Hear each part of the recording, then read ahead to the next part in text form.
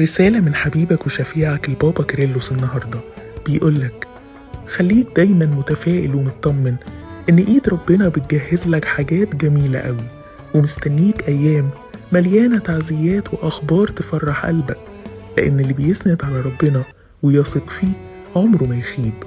بطلب من ربنا يسوع يملى حياتك بفرحة ما تتوصفش، ويديلك سؤل قلبك وأكتر كمان من اللي بتطلبه أو تفتكر فيه، ويطبطب عليك بتحقيق كل اللي في بالك.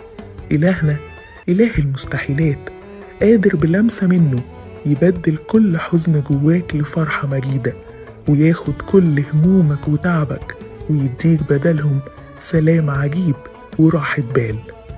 هو أبوك الحنين اللي هيمسح كل دمعة نزلت من عينك، وهيعوضك عوض يخليك تصرخ وتبكي من كتر الفرحة.